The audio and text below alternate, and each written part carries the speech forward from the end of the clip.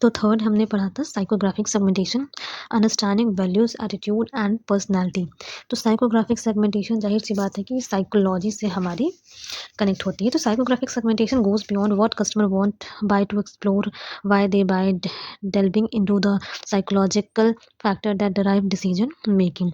तो psychographic segmentation में clearly ये बता कि कस्टमर क्या बाय करना चाहता है, क्या वो एक्सप्लोर कर रहा है, मतलब कि उनके वैल्यूज़ के अकॉर्डिंग, उनके बिलीव्स के अकॉर्डिंग, उनके इंटरेस्ट के अकॉर्डिंग वो क्या करेंगे, एक्सप्लोर करेंगे एंड वही चीज़ को वो खरीदेंगे। तो साइकोग्राफिक डायरेक्टली ये आपके वैल्यूज से, बिलीव से, लाइफस्टाइल, साइकोलॉजी का मतलब क्या होता है, मेंटल, जाहिर सी बात है दिमाग से आपका ये सीधा कनेक्ट होता है कि कस्टमर क्या सोचता है कि किस ब्रांड का उसको लेना है, किस ब्रांड पे उनका ट्रस्ट है, ठीक है, क्या उनके लिए इम्पोर्टेंट है।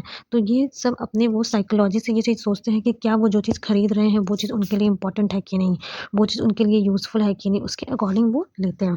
तो फर्स्ट यहाँ पे है values and belief. Values and belief का मतलब क्या होगा, देखिए वैल्यू का मतलब ये होता है कि कस्टमर इसमें ये सोचता है कि क्या चीज़ उनके लिए इम्पॉर्टेंट है, जो चीज़ वो खरीद रहे हैं या फिर जिस क्वालिटी की चीज़ें वो खरीद रहे हैं या फिर जो कलर खरीद रहे हैं, जो प्राइस खरीद रहे हैं, क्या उनके लिए वो वैल्यूएबल है कि नहीं।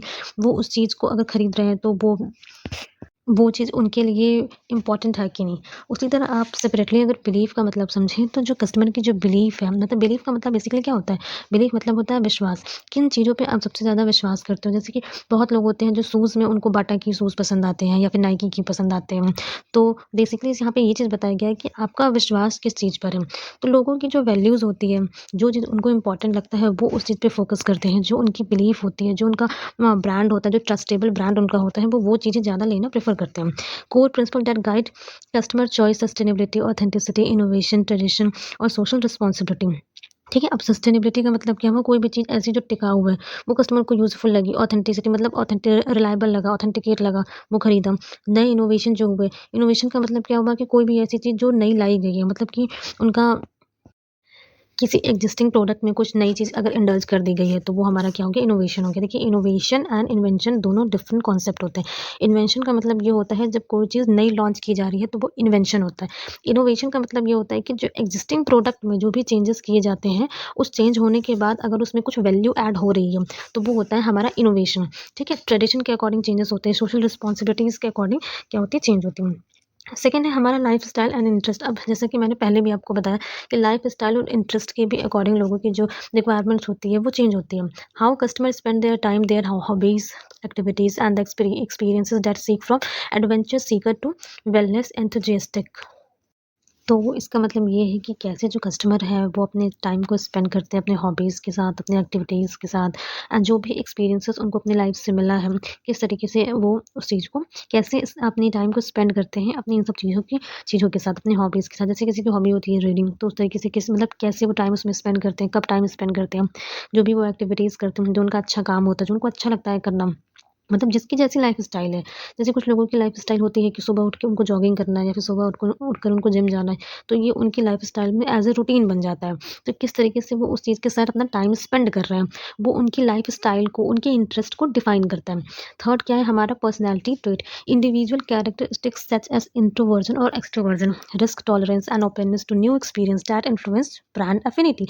इसका मतलब ये होता है जैसे कि एक इंडिविजुअल्स की जो कैरेक्टरिस्टिक्स होती है, जैसे कुछ लोग इंट्रोवर्ट होते हैं, कुछ लोग एक्सट्रोवर्ट होते हैं, कुछ लोग ऐसे होते हैं जो रिस्क टॉलरेंस जिनको ज़्यादा अच्छा लगता है। रिस्क टॉलरेंस का मतलब कि रिस्क लेने की जो कैपेसिटी होती है उनकी ज़्यादा होती है, वो ज़्यादा रिस्क लेना प्रेफर करते हैं, पसंद करते हैं।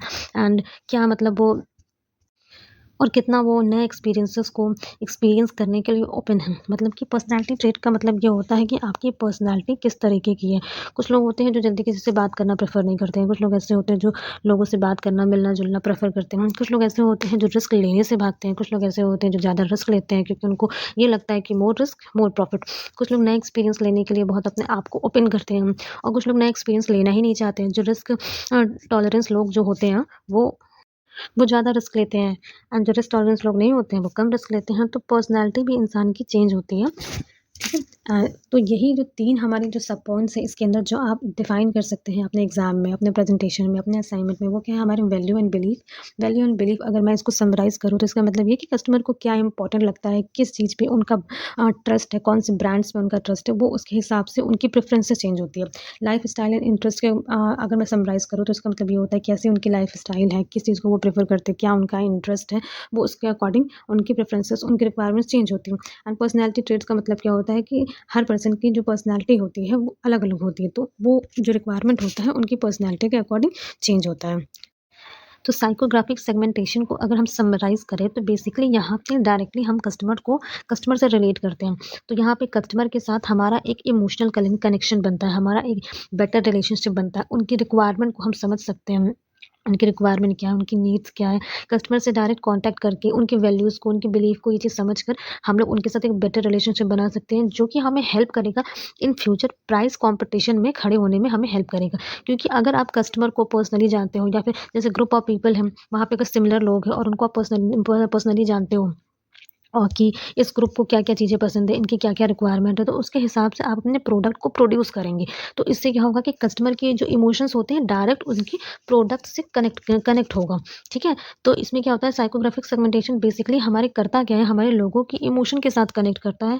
हम वहाँ कस्टमर के साथ एक बेटर रिलेशनशिप बिल्ड करने में हेल्प करता है, जिसकी वजह से जो बिज़नेसेस होती हैं उनको प्राइस कॉम्पिटिशन में स्टैंड लेने में, उसको बढ़ाने में, अपने प्राइसेस को भी वो तभी बढ़ा सकते हैं जब उनके प्रोडक्ट उनके कस्टमर को पसंद आए, तो इसमें वो हेल्प करता है, ठीक है? तो देखिए इतना तो मैंने आपको ये समझा दिया कि साइकोग्राफिक सेगमेंटेशन बेसिकली होता क्या है, ये चीज़ मैंने आपको बता दी है। इसको मैंने समराइज़ भी कर दिया है।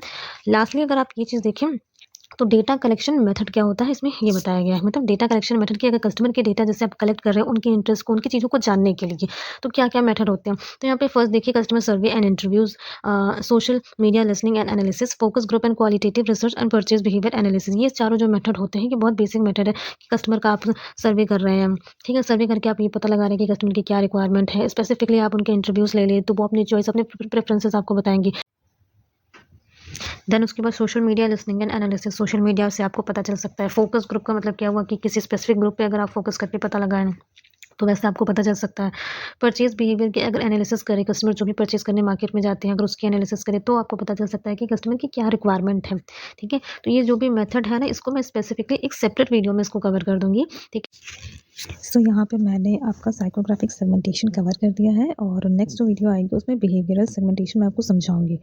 और मुझे आपको ये बताना है कि मेरी जो भी करंट वीडियो आती है उस वीडियो के डिस्क्रिप्शन सेक्शन में मेरी प्रीवियस वीडियो की लिंक ऑलरेडी अटैच रहती है। So thank you for your time.